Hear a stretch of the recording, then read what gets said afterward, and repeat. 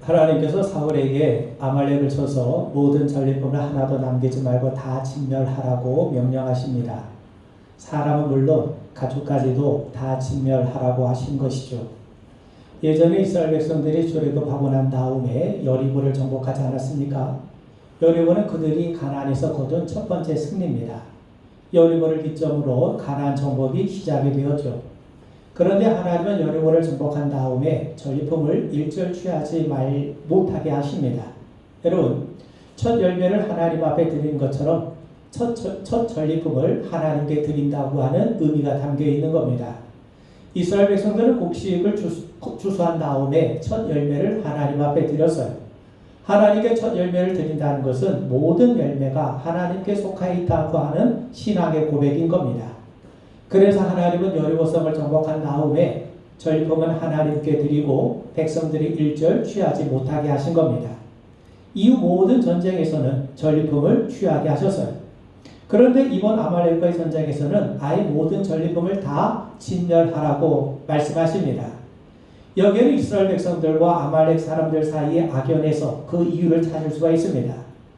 애굽에서 구원받은 이스라엘 백성들이 광야를 지날 때 가장 뒤에서 기습 공격해온 족속이 아말렉입니다. 하나님은 아말렉과의 전쟁에서 승리케 하신 다음에 아말렉을 영원히 사라지게 하시겠다고 하셨어요. 그런데도 아말렉은 이후 번번이 이스라엘을 괴롭혀왔습니다. 그래서 하나님 이번 기회에 아말렉을 진멸하라고 명령하신 겁니다. 여러분, 우린 그리스도 예수를 통해 구원받아 하나님의 새로운 피조물이 되었습니다. 그렇다고 우리가 죄에서 완전히 벗어난 것은 아니죠. 구원받았음에도 불구하고 여전히 우리 안에 죄성이 있습니다. 우린 여전히 옛사람의 지배를 받고 있습니다. 우리 안에 성령의 소욕과 육체의 소욕이 끊임없이 대립하고 갈등을 하고 있죠. 뿐만 아닙니다. 사단은 우는 사자처럼 여전히 믿는 성도들을 대적하며 달려듭니다. 바로 이것이 아말렉이 갖는 영적인 의미입니다. 그래서 하나님은 이스라엘 백성들에게 아말렉을 진멸할 것을 강력하게 말씀하신 겁니다. 여러분, 사울은 하나님의 말씀에 따라 군대를 거느리고 나가서 전쟁에서 승리를 했어요. 물론 사울이 직접 나가서 싸웠다 하더라도 이번 전쟁에서 승리를 주신 분은 하나님이세요. 여러분, 우리가 잊지는 않았지만 15장 2절 3절 말씀을 보시면 하나님 분명히 말씀합니다. 만군의 여호와께서 이같이 말씀하시기를 아말렉이 이스라엘에게 행한 일, 곧 애굽에서 나올 때 길에서 대적한 일로 내가 그들을 벌하노니 지금 가서 아말렉을 쳐서 그들의 모든 소유를 남기지 말고 진멸하라. 하나님이 아말렉을 벌하시겠다는 거예요. 그래서 아말렉을 벌하셨기 때문에 이스라엘 백성들이 승리를 할 수가 있었던 거죠. 여러분, 우리도 마찬가지입니다. 우리의 힘으로 아말렉을 이기는 것이 아닙니다. 우리가 무슨 수로 사단을 대적할 수 있겠습니까? 그런데 우리는 사단을 이길 수 있어요.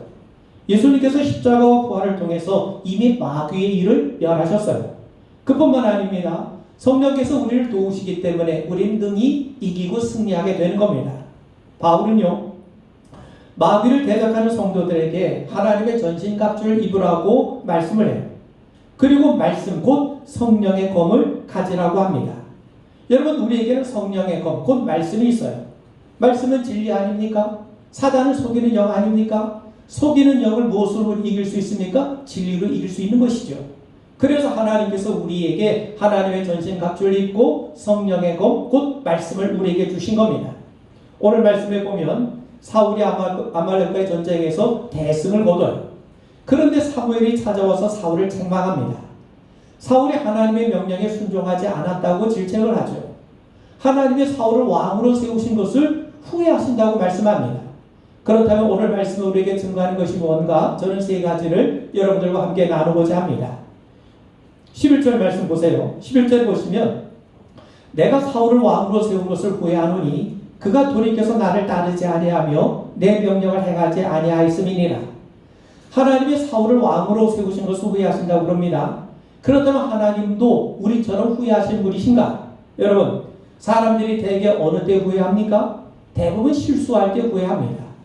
왜 내가 진작에 그걸 알지 못했을까? 왜 내가 그런 일을 했을까 하며 사람들은 후회를 하죠.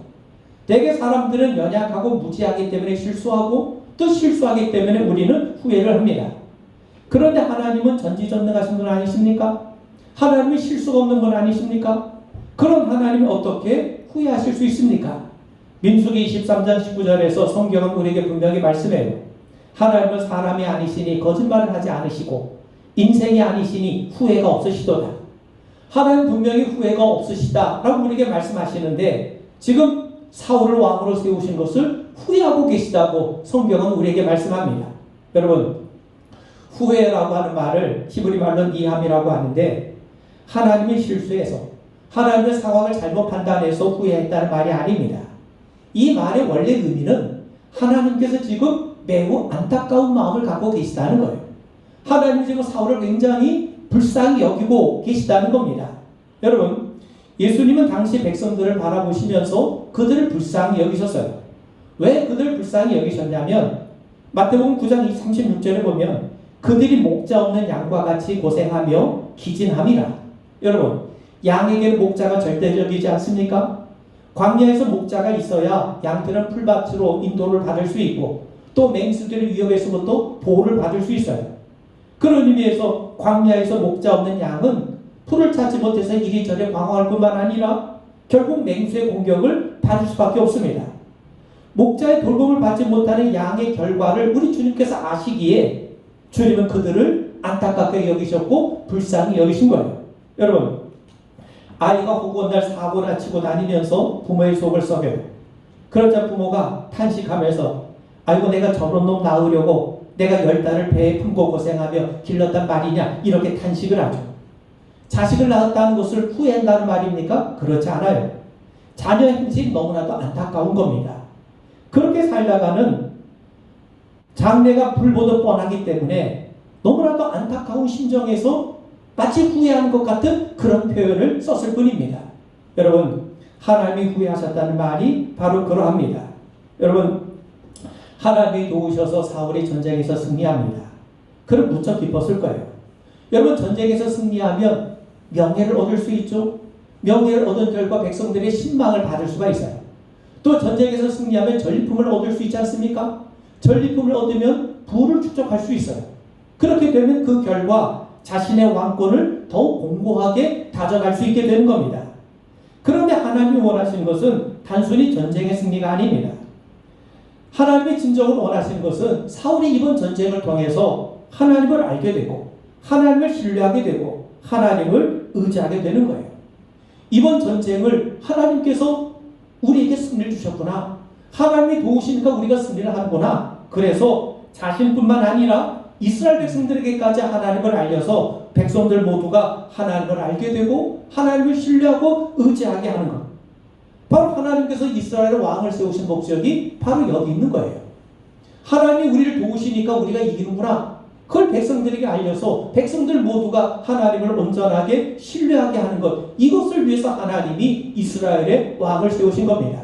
그런데 하나님이 후회하신 것은 사울이 하나님의 명령을 지키지 않았기 때문입니다. 11절을 보니까 그가 돌이켜서 나를 따르지 아니하며 내 명령을 행하지 아니하였음이니라. 왜 하나님의 명령을 행하지 않았습니까? 성경에 보니까 그가 돌이켰다고 말씀해요. 여러분, 돌이켰다는 말은요, 얼굴을 확 돌렸다는 거예요. 거부했다는 말입니다. 그러므로 사울이 하나님의 명령을 행하지 않은 것은요, 사실 그가 하나님을 거부했기 때문이에요. 하나님은 그것을 매우 안타깝게 여기고 계시는 겁니다. 여러분, 성경이 지적하고 있는 것이 바로 이겁니다. 사울이 하나님을 거부했다는 겁니다. 하나님을 거부한 사람이 하나님의 말씀을 따를 수 있고 그분께 맡길 수 있고 그분을 순종할 수 있겠습니까? 생각해 보세요. 하나님을 거부한 사울의 모습이 어떠했습니까? 사울이 전쟁에서 승리해서 평화를 누렸습니까? 자신의 왕권이 강화가 되어가지고 행복했습니까? 그렇지 않아요. 그런 외형상 전쟁에서 승리한 왕으로 평안하고 강성한 것처럼 보이지만 이후 사울의 모습의 실상은 매우 불안한 모습을 우리에게 보여주고 있지 않습니까? 여러분, 하나님을 거부한 사울의 모습을 단적으로 보여주는 예가 나옵니다. 사무엘상 16장 14절 한번 보세요. 사무엘상 16장 14절을 보면 여호와의 영이 사울에게서 떠나고 여호와께서 부리시는 악령이 그를 번뇌하게 한지라 라는 표현이 나옵니다. 여기 보면 여호와의 영, 하나님의 영이 사울에게서 떠났다는 말이 나와요. 여러분 이 말이 무슨 말입니까? 하나님이 지금까지 사울을 도우시다가 갑자기 사울에 대한 도움의 손길을 거두셨다. 그런 의미가 아닙니다. 하나님은 돕는 손길을 거두신 적이 없으세요. 그럼 뭐가 문제입니까? 단지 사울을 거부했을 뿐입니다. 그러므로 하나님의 영이 떠났다는 말은 하나님의 영이 떠났다. 하나님이 그와 함께하지 않으신다. 그런 의미가 아니라 사울이 하나님을 거부한 거예요. 사울이 하나님의 도우심을 스스로 박찬 겁니다. 여러분, 하나님의 영이 임했기 때문에 사울이 왕이 되지 않았습니까? 사실 하나님의 은혜로 사울이 왕이 됐어요. 그런데 반면 하나님의 영이 떠났다는 말은 하나님이 은혜를 베푸시지 않는다 이 말이 아니라 하나님은 여전히 사울과 함께하길 원하시고 여전히 하나님이 사울을 돕기를 원하심에도 불구하고 사울이 하나님의 도움을 거부했다는 겁니다. 그러자 하나님이 부리신 악령이 사울에게 임해서 그를 번뇌케 했다고 성경이 말씀하죠. 여기 보면 하나님의 악령을 주셨다는 겁니다. 생각해 보세요. 하나님이 내 말을 듣지 않는다고 갑자기 사단을 보내주십니까? 마귀에 시험받게 하십니까? 여러분 그렇지 않습니다. 하나님이 진짜로 악령을 보내셨다는 말이 아닙니다. 하나님을 거부한 사람, 하나님의 은혜를 스스로 거부한 사람의 모습을 우리에게 보여주는 거예요. 여러분 생각해 보세요. 지금 하나님이 악령을 보내셨다는 것은 하나님이 악령을 보내셔서 사울을 번뇌케 하셨다는 말이 아니라 하나님을 떠난 인생은요 죄에 사로잡힐 수밖에 없죠. 하나님을 떠난 인생은요 옛사람에 사로잡힐 수밖에 없는 거예요. 바로 그 모습을 우리에게 보여주는 겁니다. 여러분 우리는 믿음으로 살아가죠. 어떻게 우리가 믿음으로 살아갈 수 있습니까? 하나님이 지켜주셔야 돼요. 하나님이 함께해 주셔야 돼요. 성령으로 우리를 다스려 주셔야 됩니다. 그래서 하나님을 아는 사람은 겸손할 수밖에 없는 거예요. 내 능력으로 사는 게 아닌 걸 알기 때문에 내가 하나님의 도움으로 산다는 것을 알기 때문에 겸손할 수밖에 없어요. 그런데 하나님을 모르면 다 자기가 잘나서 된 줄로 착각을 하죠. 원래 인간의 모습이 이러했습니다.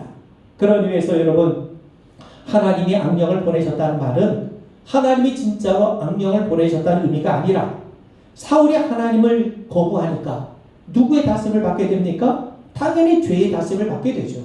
당연히 세상을 따라가게 되죠. 당연히 사단의 먹이가 되죠. 그 결과 불안과 초조, 의심과 염려하며 살 수밖에 없게 되는 거예요. 하나님을 떠난 인생의 모습이 이럴 수밖에 없음을 하나님이 아시기 때문에 그 결과를 아시기 때문에 하나님이 지금 매우 안타깝게 여기시는 겁니다. 여러분 실제로 사울이 어떻게 살았습니까? 왕임에도 불구하고 하나님을 거부한 사울은요 대단히 불안에 사로잡혔어요. 그래서 다윗을 불러서 수금을 연주하게 했는데 여러분 수금을 들었다는 말은 요즘으로 말하면 음악 치료했다는 겁니다. 그런데 음악 치료가 인간의 본성을 치료할 수 있습니까? 우리 인간의 죄성을 치료할 수 있습니까? 사울은요 수금을 들으면서 오히려 다윗을 죽이려고 창을 던지지 않았습니까? 그뿐만이 아닙니다. 블레셋과의 전쟁에서 다윗이 골리앗을 물리쳤어요. 그런데 여인들이 사울은 천천히요 다윗은 만만이라 이렇게 노래를 부릅니다. 그 노래 소리를 듣자 갑자기 이 사울의 마음속에 다윗에 대한 시기심과 질투가 화산처럼 폭발하게 돼요. 여러분 이후 평생 사울은요 왕이면서 왕으로 제대로 살지 못하고 왕 역할을 제대로 감당하지 못하고 다윗의 뒤를 쫓는 인생으로 전락해버리고 말지 않았습니까? 여러분 사울이 하나님을 제대로 알았더라면 그런 시기심이나 질투에 사로잡힐 이유가 없어요. 자신이 왕이 된 게 하나님이 일하시고 하나님 은혜 베푸셔서 왕이 되잖아요.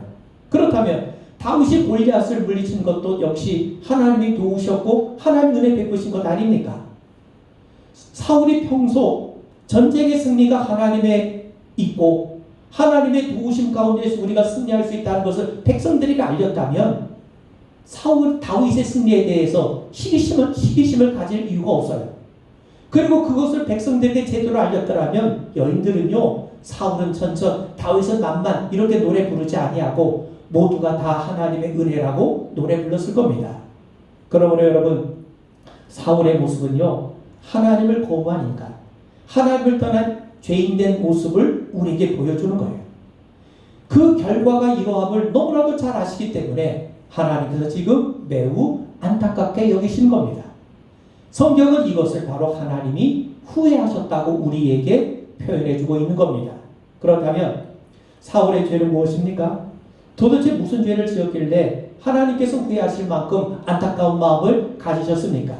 여러분, 성경은 위인전이 아닙니다. 처세에 대한 자기 개발서가 아닙니다. 역사 기록도 아닙니다. 물론 성경에는 도덕적인 가르침도 나오고 삶의 행복과 유익에 도움이 되는 여러 가지 교훈들이 있어요. 그리고 여러 많은 역사적인 사건도 우리에게 기록해주고 있습니다. 그런데 성경에 수많은 사람, 수많은 이야기, 수많은 사건이 소개되지만 성경이 궁극적으로 우리에게 드러내는 것은 하나님이시죠. 그래서 성경을 계시라고 부르는 겁니다. 우리는 성경을 읽으면서 하나님은 이런 분이시구나. 하나님이 우리를 위해서 이런 일을 행하셨구나. 하나님께서 우리를 위해서 이런 계획을 가지고 계시는구나. 그러므로 우리가 사는 길은 오직 하나님만을 의지하는 것이구나. 이런 결론이 나와야 되는 겁니다. 여러분, 하나님이 왕을 세우신 목적은 백성들로 하여금 하나님을 온전히 알게 하는 겁니다. 하나님은 이미 모세 때 모세를 통해서 왕의 원리를 미리 우리에게 가르쳐 주셨어요. 우리가 잘 아는 것처럼 신명기 17장 16절 17절에 보면 그는 병마를 많이 두지 말 것이요 그에게 아내를 많이 두어 그의 마음이 미혹되게 하지 말 것이며 자기를 위하여 은금을 많이 쌓지 말 것이니라. 여러분, 왕은 병마를 많이 두지 말라고 했습니다. 왕이 정적들을 제압을 하고 자신의 권력을 유지하려면 강한 군사력을 가져야 되지 않겠습니까? 그런데 하나님은 이스라엘 왕은 강한 군사력에서 나오는 것이 아니라고 말씀하시는 거예요. 또 여러 아내를 두지 말라는 거예요. 옛날 왕들은 정략적인 혼인관계를 통해서 자신의 왕권을 강화시키고자 하는 그런 경향이 있었죠. 뿐만 아니라 은금을 쌓지 말라. 왕이 강한 권력을 유지하기 위하려면 통치자금이 필요하지 않습니까? 그런데 하나님은 이스라엘의 왕권은 유력한 자들과의 혼인관계에서 나오는 것이 아니라 하나님에게서 나온다고 말씀합니다. 강한 군사력이나 통치자금에서 나오는 것이 아니라 하나님이 지켜주셔야 할 것, 지켜주셔야 됨을 분명하게 말씀하고 계신 거예요. 그렇다면 왕이 할 일이 뭐냐? 18절 19절에 보면 그가 왕위에 오르거든 이 율법서의 등사본을 레위 사람 제사장 앞에서 책에 기록하여 평생 자기 옆에 두고 읽어 그의 하나님 여호와 경외하기를 배우며 이 율법의 모든 말과 이 규례를 지켜 행할 것이라. 율법을 읽고 배우라는 거예요. 여러분, 우리가 율법을 읽고 배우면 뭘 발견하게 됩니까? 하나님을 경외하는 법을 배우게 돼요. 하나님을 경외하게 되면 하나님이 지켜주지 않으시면 아무것도 할 수 없구나 하는 걸 깨닫게 되죠. 그래서 하나님을 신뢰하게 되고 하나님을 더욱더 의지하게 돼요. 그래서 자신뿐만 아니라 백성들에게도 하나님을 알려서 백성들이 하나님을 경외하고 하나님을 신뢰하고 하나님을 의지하게 됩니다. 여러분, 이것이 이스라엘 왕의 가장 중요한 책무가 되는 거예요. 여러분, 앞서 말씀드린 것처럼 이스라엘 백성이 승리한 이유가 뭡니까? 하나님께서 아말렉을 벌하셨기 때문이에요. 그렇다면 사울은 어떻게 행동에 마땅합니까? 백성들에게 하나님이 우리를 도우셔서 승리했다. 그러니 앞으로 우리가 무슨 일이 있더라도 하나님을 신뢰하고 의지하자. 순종하자. 하나님을 의지하는 것만이 우리의 사는 길이다. 이렇게 외치고 이렇게 선포하고 이렇게 가르쳐 마땅하지 않습니까? 그런데 사울이 어떻게 했습니까? 하나님을 드러냈습니까? 그렇지 않아요. 여기 12절에 보시면 어떤 사람이 사무엘에게 말하여 이르되 사울이 갈멜에 이르러 자기를 위하여 기념비를 세우고 발길을 돌려 길갈로 내려갔다 하는지라. 사울은 갈멜에 자기를 위해 기념비를 세웠어요. 그리고 길갈로 내려갔습니다. 여러분, 우리가 아는 것처럼 그는 전쟁의 승리에 자부심을 가졌던 것 같아요. 그리고 자기가 승리한 것을 후세에 길이길이 전하고 싶었던 겁니다. 그래서 기념비를 세웠죠. 그런데 사울이 자기 힘으로 승리했습니까? 하나님이 도우셔서 승리했어요. 그렇다면 당연히 백성들에게 하나님이 우리를 승리케 하셨다. 이걸 분명하게 백성들에게 선포하고 백성들로 하여금 하나님을 신뢰하고 하나님을 의지하고 경외하는 자리로 나아가게 해야 마땅하지 않습니까? 근데 사울은 그걸 하지 않은 거예요. 결국 하나님을 드러내지 않은 거예요. 하나님이 일하심에도 불구하고 하나님의 일하심을 드러내지 않았어요. 바로 이것이 사울의 죄인 겁니다. 여러분, 우리가 아는 것처럼 사무엘은요, 블레셋과의 전쟁에서 승리한 다음에 뭘 했습니까? 미스바와 센 사이에 돌을 하나 세워놓고 그 돌의 이름을 에베네셀이라고 불렀어요. 에베네셀은 무슨 말입니까? 하나님이 여기까지 우리를 도우셨다는 거예요. 그런 의미에서 여러분, 그가 기념비를 세운 목적은 이스라엘의 평안과 안위와 승리는 오직 하나님께 있다는 것을 드러내기 위해서 그는 에베네셀을 세웠던 거죠. 여러분, 하나님이 승리를 주셨어도 정작 나가 싸운 자는 사울과 군대 아닙니까? 하나님께서 인간의 수고와 행함을 무시하는 것이 아닙니다. 그럼에도 사울은 하나님을 드러내고 가르쳐야 했습니다. 하나님이 도우셨다는 사실을 가르치지 않아요. 왕의 역할을 제대로 감당하지 않았던 겁니다. 여러분, 학교에서 선생님이 학생들과 잘 어울려줘요. 학교 학생들에게 인기가 최고입니다. 그런데 선생님이 학생들에게 정작 가르쳐야 될 걸 가르치지 않아서 학생들이 시험에 떨어졌다면 책임은 누굽니까? 선생님이 책임을 져야죠. 그런 면에서 사울은 왕의 역할을 하지 않은 겁니다. 하나님을 드러내고 하나님을 가르쳐야 할 책임을 제대로 감당하지 못했던 거죠. 오히려 그는 자기를 위한 기념비를 세워서 백성들이 하나님을 의지하게 한 것이 아니라 자기를 의지하게 만들었어요. 그 결과 백성들이 하나님을 알지 못하게 되죠. 하나님을 배울 수 있고 하나님을 알 수 있는 기회를 잃어버리게 됩니다. 그러니 결국 하나님을 신뢰하지 못하게 되고 결국 백성들을 불신앙에 빠지게 만들었어요. 바로 이것이 사울의 죄인 겁니다. 여러분, 사울이 하는 말을 들어보십시오. 13절 보세요. 사울이 그에게 이르되 원하건대 당신은 여호와께 복을 받으소서. 내가 여호와의 명령을 행하였나이다. 사울이 지금 사무엘에게 자신처럼 복을 받으라고 그래요. 내가 하나님의 명령대로 행해서 복을 받았으니 사무엘 당신도 나처럼 해서 하나님의 복을 받기를 바란다. 그 말이죠. 언뜻 보면 굉장히 신앙적인 말인 것처럼 보일 수 있을지 모르겠습니다만 사울이 하나님을 거부하니까 하나님과는 전혀 무관한 신앙의 행태를 보여주고 있는 겁니다. 여러분 생각해 보세요. 성경의 가르침이 뭡니까? 우리가 순종하면 복받음이 아니에요. 우리가 복을 받았기 때문에 순종하게 되는 겁니다. 우리가 하나님의 일을 하기 때문에 하나님의 백성이 아니라 우리가 하나님 백성으로 부름받았기 때문에 우리는 하나님의 일을 행하며 사는 거예요. 우리가 성도답게 살았기 때문에 하나님이 우리를 구원해 주신 것이 아니라 하나님께서 은혜로 우리를 구원해 주셨기 때문에 우리는 그 은혜에 힘입어서 성도답게 살아가게 된 겁니다. 여러분 요셉 잘 아시죠? 요셉이 미혹에 넘어가지 않았기 때문에 하나님이 지켜주신 겁니까? 아니죠. 하나님이 그를 지켜주시니까 그가 미혹에 넘어가지 않게 된 거예요. 요셉이 형통하니까 하나님이 그와 함께 하신 겁니까? 아니죠. 하나님이 함께 해주시니까 그가 형통하게 되는 겁니다. 성경은 인간의 행위가 아니라 하나님의 은혜를 강조해요. 여러분, 선한 행실, 순종, 제사로 복을 받는 것이 아닙니다. 우리는 하나님의 은혜로 복을 받아요. 하나님의 은혜를 복을 받았기에 선한 행실을 하며 살게 되는 거예요. 하나님의 복을 받기 때문에 우리는 순종함으로 그 복을 누리게 되는 거예요. 하나님의 복을 받았기 때문에 우리는 예배를 통해 그 복을 확인하고 그것을 귀히 여기며 누리게 되는 겁니다. 그런데 사울은요, 자신이 하나님께 순종했기 때문에 복을 받았다고 합니다. 그런데 하나님이 뭐라고 말씀합니까? 그렇지 않다는 거예요. 사무엘과 사울이 대화하는 가운데 짐승의 소리가 들립니다. 그러자 사울이 변명을 하죠. 백성들이 하나님께 제사하기 위해서 살찌고 기름져 보이는 것을 남겨두었다는 겁니다. 정말 그렇습니까? 여러분 9절 말씀 한번 보세요.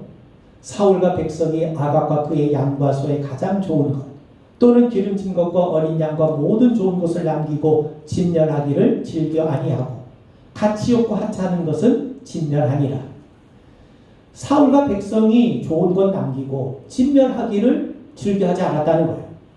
가치 없고 하찮은 것을 진멸합니다. 백성만 한 게 아닙니다. 사울이 왕으로 주도적으로 그 일을 감당했다는 거죠. 그러면서 사울은 그 책임을 백성들에게 떠넘기고 있어요. 여러분 이게 바로 하나님을 거부한 자, 죄에 사로잡힌 자의 모습 아닙니까? 여러분 아담이 그 책임을 하와에게 떠넘겨요. 하와는 뱀에게 그 책임을 떠넘기지 않습니까?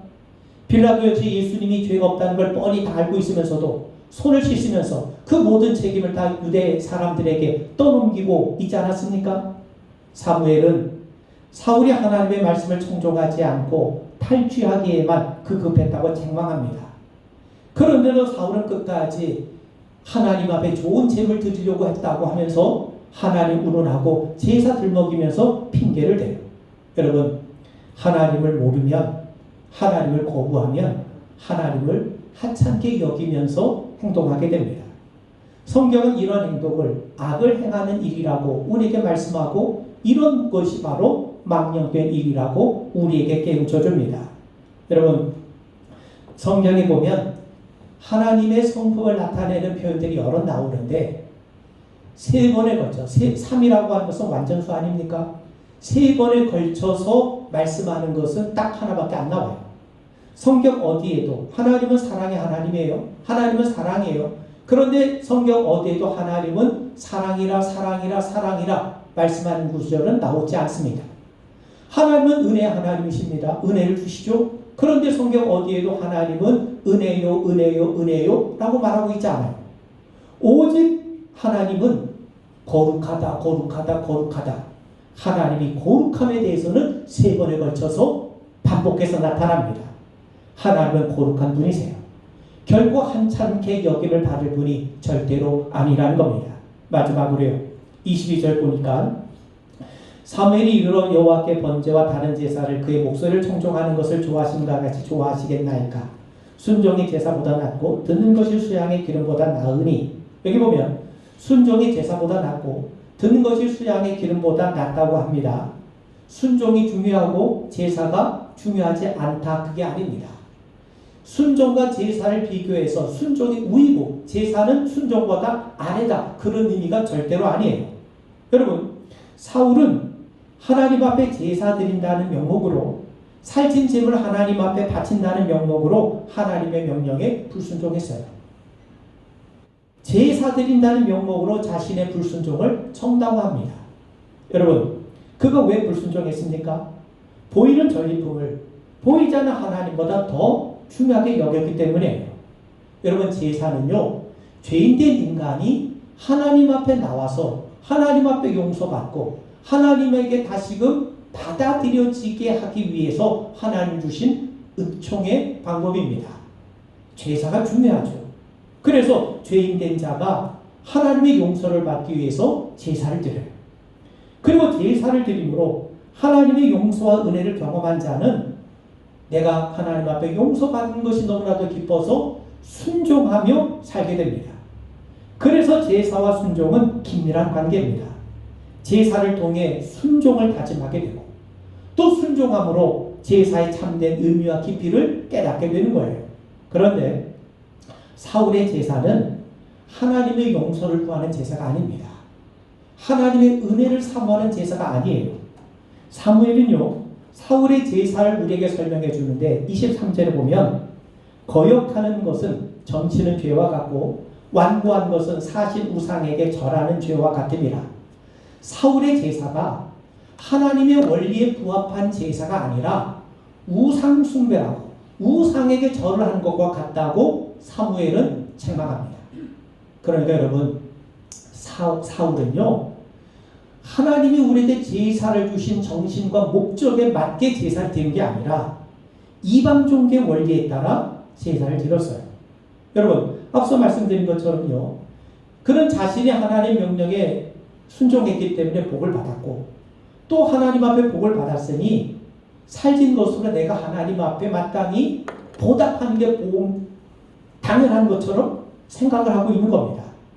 인과 응보 정신에 따라 제사 드리겠다는 거예요. 여기에는요, 하나님의 은혜와 긍휼을 구하는 모습이 전혀 나와 있지 않아요. 그리고 나중에 보면 이 사울이 하나님 앞에 제사가 자신의 죄를 용서받기 위해서가 아니라 백성들에게 자기의 신망을 잃어버리지 않기 위한 쇼로 제사를 드리려고 합니다. 잘못된 제사인 거죠.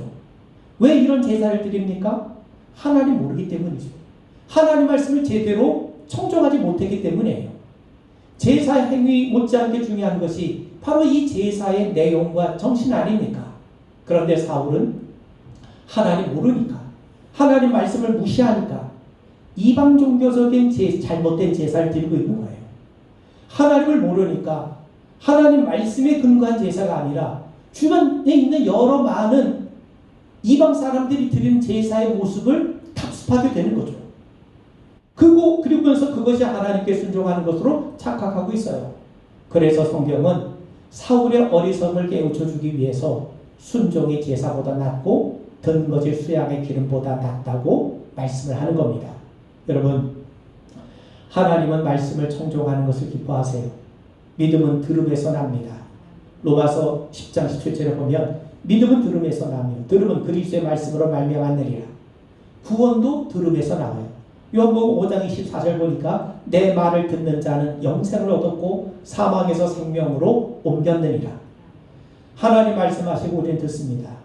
또 우리가 말씀을 들으면 하나님도 들으세요. 양은 목자의 음성을 듣고 목자는 양의 음성을 듣습니다. 들음의 관계가 중요하죠. 이 들음의 관계가 깨어지면 믿음의 관계도 깨어지는 겁니다. 예수님 말씀하실 때마다 귀 있는 자는 들으라. 단순히 귀로 들으라는 것이 아니라 듣고 순종하라는 거죠.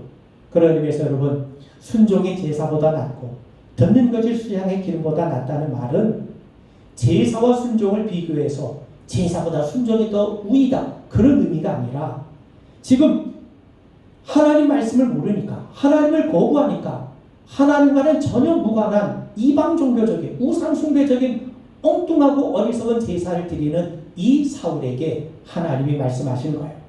하나님 원하시는 게 뭔지 아느냐? 말씀을 듣고 배우는 거다.